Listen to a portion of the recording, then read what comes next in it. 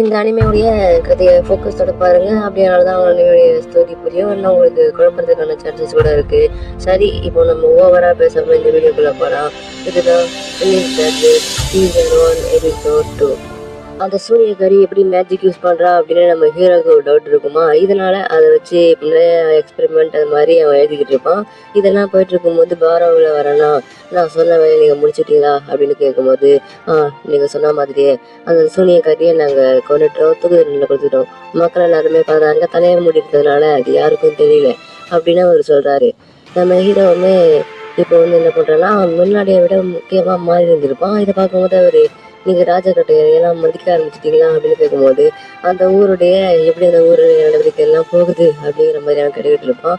அங்கே இருக்க ஸ்டோர்ஸு என்னென்ன கடைகள்லாம் அங்கே இருக்கு, எப்படி அவங்க வணிகம் பண்ணிட்டு இருக்காங்க அப்படிங்கிற மாதிரி அவன் கேட்டுக்கிட்டு இருப்பான். இப்போ வந்து இந்த ராயல் வெம்பிளருடைய அப்பா இருக்காருல்ல, அவர் வந்து ஆக்சுவலாக ஒரு கிங்கு, அவருக்கு பிறந்த பிரின்சஸ் தான் இவன். இதே மாதிரி 4 பேர் பிறந்திருப்பாங்க. அதில் வந்து அவங்களுடைய பொறுப்பை வச்சு அவங்களுக்கு தனித்தனியாக இடத்த கொடுத்துருப்பாங்க. எல்லாருமே அவங்க இடத்த ஆக்கிரமிச்சு சரியாக வச்சுருந்துருப்பாங்க. ஆனால் இவன் இருக்கான நம்ம ஹீரோ வந்து ஸ்டார்டிங்லேருந்து ரொம்ப சோம்பேறித்தனமாக தான் இருந்திருப்பான். இதனால அவங்க ஊருமே சுத்தமாக வளர்ந்துருக்காது. இந்த மாதிரி போயிட்டுருக்கும். இப்போ வந்து நம்ம ஹீரோ ஸ்டார்டிங்கில் வந்து ஒரு இன்ஜினியராக தான் இருந்திருப்பான். உண்மையான ஹியூமன் லைஃப்பில் இப்படியே அவன் மறுஜென்மம் எடுத்து தான் இந்த மாதிரி ராயல் வெம்பிள்டன் இந்த பிரின்சஸ் உடம்புக்குள்ள போது இருந்திருப்பான். இதுதான் இங்கே நடந்திருக்கும். அதையுமே நீங்கள் தெரிஞ்சுக்கோங்க. இப்படி போயிட்டு இருக்கும்போது அடுத்ததான் நான் வந்து கிங் ஆகிறதுக்கு அந்த சிம்மாசனம் எனக்கு கிடைக்கிறதுக்கு வாய்ப்பு இருக்கா அப்படின்னு பாரகிட்ட கேட்கறதுக்கு, அதுக்கு வந்து கண்டிப்பாக இல்லை, ஏன்னா வந்து ராயல் வெம்பிள்டனால நம்மளுக்கு தான் இது கிடைக்கும் அப்படின்னு அவர் சொல்கிறாரு. ஆனால் நம்ம ஹீரோ வந்து அதெல்லாம் கிடையாது, அதுக்கு வாய்ப்பே இல்லை அப்படிங்கிற மாதிரி சொல்கிறான். இப்போ தான் இங்கே வந்து அவன் எக்ஸ்பிளைன் பண்ணுறான். இது மாதிரி இவனுடைய கூட பிறந்த 4 பேருமே அவங்களுக்குன்னு தனித்தனியாக அவங்களே கிங்டமை பலமாக வச்சுருந்துருப்பாங்க. ஆனால் நம்ம ஹீரோ அப்படி கிடையாது. இதை வந்து நம்ம பாரவுமே அதுக்கு வாய்ப்பு இல்லை, உங்களுக்கு இந்த ராஜ்யம் கிடைக்காது அப்படின்னு அவனுமே சொல்கிறான். அதுக்கு ஒருத்தர் தான் இந்த பிக்சர்ஸ்லாம் கேட்டவங்க, அவங்கெல்லாம் தப்பான ஒரு தீய சக்தி அப்படின்னு இவனுக்கு கூட பிறந்தவங்க நல்ல ஒரு ஆட்சியை பிடிச்சி வச்சுருக்காங்க. இப்போ வந்து அது தப்பு அப்படின்னு அதை உதாசனப்படுத்தினா அதில் வந்து இந்த பிக்சர்ஸ்லாம் நல்லவங்க அப்படிங்கிறத நிரூபிக்கணும் அப்படின்னு நம்ம ஹீரோ வந்து, அதனால தான் நீங்கள் அந்த விச்சை வந்து கொல்லாமல் வச்சுருக்கீங்களா அப்படின்னு இந்த பாரோ கேட்குறான். அப்படியே அவன் போவான். காட்டணுமே என்னாச்சு அப்படின்னு கேட்கும்போது, இங்கே நடக்கிறது எல்லாமே தப்பாக இருக்குது, ராஜாவே மேலே தப்பு தான் அப்படின்னு அந்த பாரோ சொல்லிட்டு போயிடுறாரு. அந்த விச்சை வந்து ஹீரோ கொண்டிருப்பாரு அப்படின்னா கொண்டிருக்கவே மாட்டாரு. அந்த விச்சை உயிரோட தான் இருக்கும். உனக்காக ஒரு வேலை நீ செய்யணும் அப்படின்னு சொல்லியிருப்பாரு. அதுக்கேற்ற மாதிரி பாரவுமே பேசிக்கிட்டு இருப்பாரு. நீ வந்து உன்னுடைய வேலையை செய்யணும், எல்லாருக்குமே நீ ஒரு நார்மலான ஹியூமன் மாதிரி சரிசமமாக தான் இருக்கணும் அப்படின்னு அவர் சொல்றாரு. ஒருவேளை அவர் என்ன செய்வாரு அப்படின்னு இந்த விச்சு யோசிச்சுட்டு இருக்கும்போது, நம்ம ஹீரோவுமே இந்த விச்சு கிட்ட பேசும்போது அந்த விச்சுமே நார்மலாக தான் இருக்கும். அப்போ வந்து, நான் வந்து எனக்குள்ள இருக்கிறது ஒரு தீய சக்தி மாதிரி, இது எப்போ வேணாலும் தப்பாக மாறலாம் அப்படின்னு நம்ம ஹீரோவுக்கு அந்த விஜய் சொல்லிடும். ஆனால் நம்ம ஹீரோ வந்து அதெல்லாம் பெருசாக எடுத்துக்காம, பாரு இந்த பூக்குள்ள கெட்ட சக்தி இருக்கு, இது வந்து இதுக்குள்ள விஷம் இருக்கு அப்படின்னு சொல்லும்போது உடனே அந்த விஜய் வந்து கீழே போட்டுரும். பார்த்தியா, இதை ஒரு நார்மலான மனுஷங்க எப்படி பார்க்குறாங்களோ அந்த கண்ணோட்டத்தை தான் தெரியும். இதே மனுஷங்க உன்னை விச்சுன்னு நினச்சா அது விச்சு தான். ஆனால் உன்னை வந்து அவங்க நல்ல எண்ணத்தோட நினச்சா நீனுமே ஒரு நல்ல பொண்ணு தான் அப்படின்னு, நீ அந்த பூ வரும்போது உனக்கு கெட்ட சக்தியெல்லாம் இருக்கு, எதுவுமே ஆகலை, நீ வந்து ஒரு நார்மலான ஹியூமன் மாதிரி தான் அப்படின்னு நம்ம ஹீரோ அவர்கிட்ட சொல்கிறா.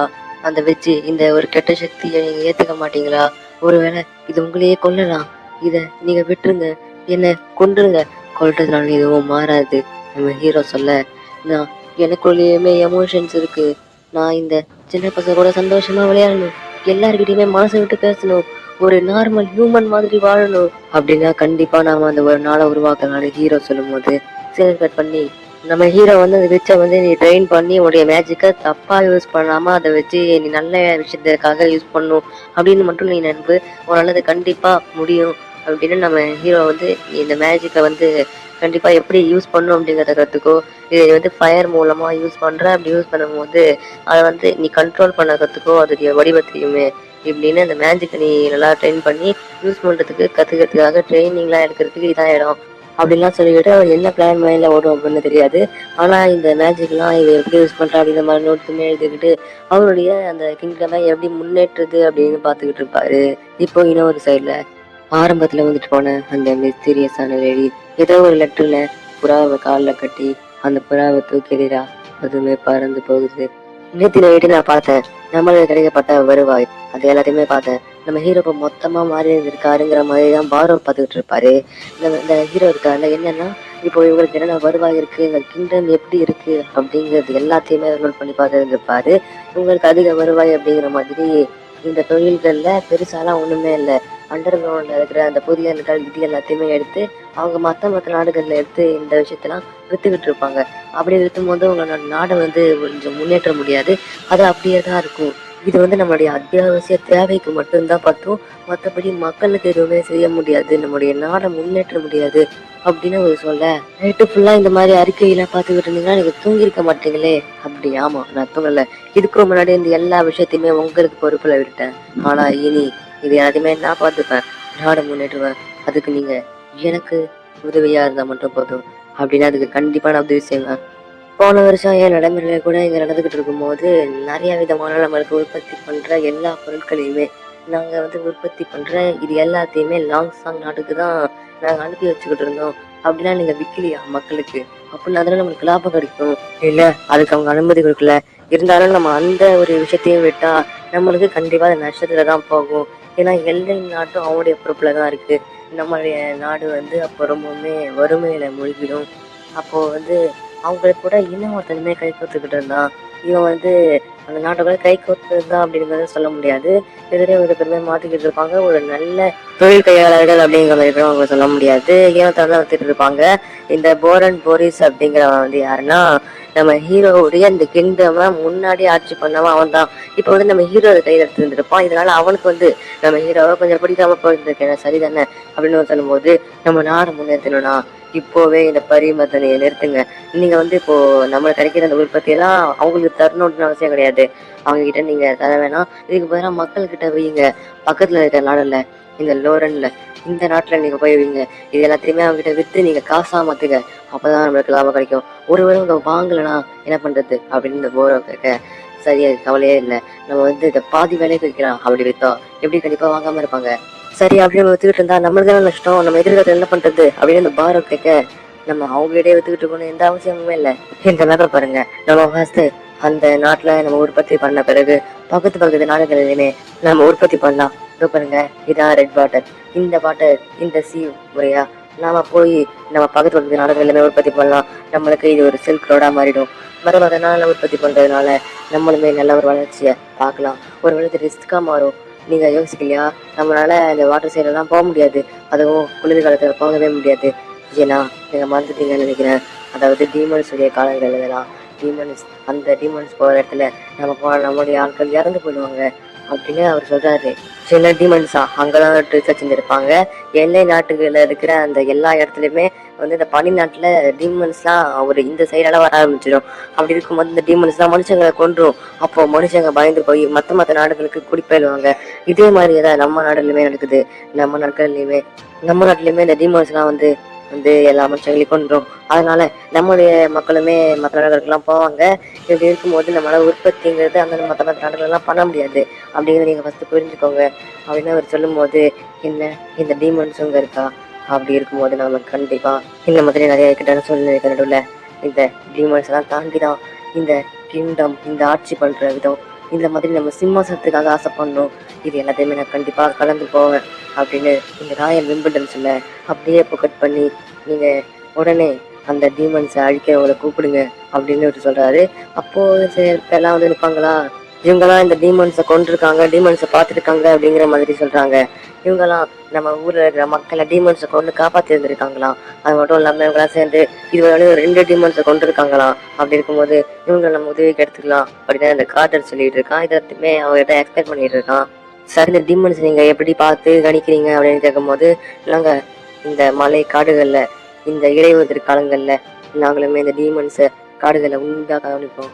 அப்படி அந்த காலில் ஏதாவது டீமன்ஸ் இருக்கா அப்படிங்கிறத ஃபர்ஸ்ட் நோட் பண்ணுவோம். இப்படி ஏதாவது டீமன்ஸ் நாங்கள் பார்த்த பிறகு அது கோட்டைக்குள்ள நெருங்க விடாம நாங்கள் மக்கள்கிட்ட இருந்து மக்களை காப்பாற்றுறதுக்காக அந்த டீமன்ஸை கொள்ளணும். உடனே நாங்கள் வேக வேகமாக படகுல கோட்டைக்குள்ள போவோம். இல்லை கோட்டைக்கு போவீங்களா? அப்படி போகும்போது டீமன்ஸ் கொன்றாதா, தாக்கு வராதா, ஏன் அது கடல் பகுதியில் இருக்காதா அப்படின்னு கேட்கும்போது, அப்போதான் அவங்க சொல்றாங்க அதுக்கு வாய்ப்பே இல்லை, ஏன்னா டீமன்ஸ் எல்லாம் இந்த கடல் பகுதியில வர முடியாது, ஏன்னா அதோடைய நீரோட்டங்கிறது ரொம்பவே ஃபாஸ்டா இருக்கும், அதுக்குள்ள வந்து அதில் இறந்துடும், அதனால அது வராது. சரி, இந்த டீமன்ஸ் காலம் எவ்வளவு நாள் இருக்கும் அப்படின்னு கேட்கும்போது சுமார் ஒரு 2-3 மாசம் இருக்கும். ஆனா இதுல அதிகபட்சம் 3 மாசம் 4 மாசம் அதை தாண்டி வந்திருக்கு. அது கடந்த 2 வருஷத்துக்கு முன்னாடி வந்துச்சு. அப்போ அந்த டீமனுடைய அட்டகாசம் அதிகமா இருந்துச்சு. அப்போ மக்கள் எத்தனை பேரு இறந்து போனாங்க, பசியாலையும் பட்டினியாலையும் இறந்து போனாங்க. என்ன இதனாலயா, எதுக்காக வறுமையினால அப்படி இறந்து போவாங்க அப்படின்னு இருக்கும்போது, ஆமா அதுவுமே இருக்கும், ஏன்னா கோட்டைகள் தானே வாழ்ந்துருப்பீங்க, இருந்தாலும் சாப்பாடுக்கு எக்கச்சக்கமான பஞ்சம் வந்துடும்.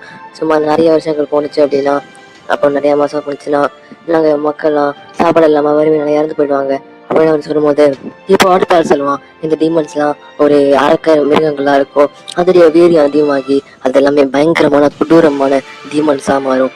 இந்த டீமன்ஸ் எல்லாம் கொள்றது அவ்வளவு சாதாரணமான விஷயம் கிடையாது. இந்த டீமன்ஸ்ல பன்றி வகை, ஓனாய் வகையை சேர்ந்த டீமன்ஸ் இருக்கும். இந்த பன்றி வகையை சேர்ந்தது ரொம்பவுமே பவர்ஃபுல்லா இருக்கும். அது அது ரொம்பவுமே ஸ்ட்ராங்கா இருக்கும். இந்த ஓனாய் வகையை சேர்ந்தது ரொம்பவுமே கூர்மையான பார்வையோட ரொம்பவுமே வேகமா இருக்கும். அதை நம்மளால கண்ணால பார்த்து சண்டை போடுறது ரொம்ப கஷ்டம் அப்படின்னு இவர் சொல்றாரு.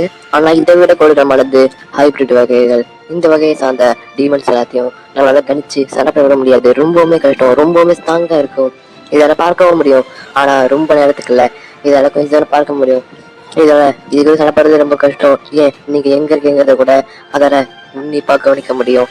இது ரொம்பவுமே டேஞ்சரான கிரியேச்சர் அப்படின்னு அவர் சொல்றாரு. இந்த வகையை சார்ந்தது என்னதான் ரொம்பவே ஸ்ட்ராங்கா இருந்தாலும் கம்மியா தான் இருக்கும் அப்படின்னு சொல்றாரா. இவர் சேண்டை சேர்ந்தப்பட்ட ஆளு, இவருடைய பேர் தான் அயன் லாக்ஸ் அப்படின்னு சொல்றாரு. சரி, நீங்க சொன்ன இந்த விஷயத்துக்குமே ரொம்பவுமே தேங்க்ஸ், நீங்க சொன்ன எல்லாத்துக்குமே உங்களுக்கு தலா 10 வெள்ளி காசு தரும், ரொம்பவுமே நன்றி. இந்த ஆளுங்க எல்லாருமே இந்த டீமன்ஸை பார்த்த பிறகு உடனே டீமன்ஸ் இருக்கு அப்படிங்கிற மாதிரி எச்சரிக்கையோட எழுப்புறாங்க. இதுக்கும் பிறகு இந்த ரெட் வாட்டருக்குள்ள போறாங்க. போன வேகத்துல இந்த டீமன்ஸ் கிட்ட இருந்து அவங்க தப்பிச்சது மட்டும் இல்லாம மொத்த மக்களையும் கொண்டு போறாங்க. மக்கள்கிட்ட இந்த டீமன்ஸையும் காப்பாத்துறாங்க. சரி, இப்போ வந்து இந்த டீமன்ஸ்லாம் எவ்வளோ இருக்கும், எவ்வளோ ஸ்ட்ராங்காக இருக்கும், அதனால பிரச்சனை கிடையாது. இதை காத்துக்கிட்ட அவர் சொல்றாரு, நாம எல்லாருமே இங்கே தான் இருக்க போகிறோம், இன்னைக்கு இருக்கிறது ரொம்பவே ஆபத்து, ஏன் நம்மக்கிட்ட போதுமான அளவுக்கு சிப்பாய்கள் கூட இல்லை, சோல்ஜர்ஸே இல்லை, ஒருவேளை நம்ம இறந்து போகிறதுக்கு வாய்ப்பு இருக்கு, அது மட்டும் இல்லாமல் மக்களுமே இருந்தால் நம்மளால கண்டிப்பாக உயிர் பழிக்க முடியாது அப்படின்னு அவர் சொல்ல, இல்லை அதுக்கெல்லாம் வாய்ப்பே இல்லை, நம்ம கண்டிப்பாக இந்த மக்களை காப்பாற்றுவோம், அதுக்கு நான் பொறுப்பு தானே. ஆனா எப்படி, நாம பிறந்த இந்த மண்ணை விட்டு நாம தப்பிச்சு ஓடுறதுக்கு நம்ம ஒன்றும் கோழைகள் இல்லை, இந்த டீமன்ஸை எடுத்து போர் தொடுப்போம், அந்த டீமன்ஸை நம்ம ஊருக்கும் வெளியே வச்சு அனுப்பி விட்டுருவோம் அப்படின்னு சொல்ல, உடனே இந்த நம்ம ஊரை சுத்தி பெரிய பெரிய சுவர்களை எழுப்புங்க அப்படின்னு சொல்லிட்டு அப்படியே இந்த எபிசோட முடிக்கிறாங்க. அடுத்த எபிசோட் பார்க்கணும்னா அப்படியே சப்ஸ்கிரைப் பண்ணி பெல் பட்டன் ஆன்ல போட்டுக்கோங்க.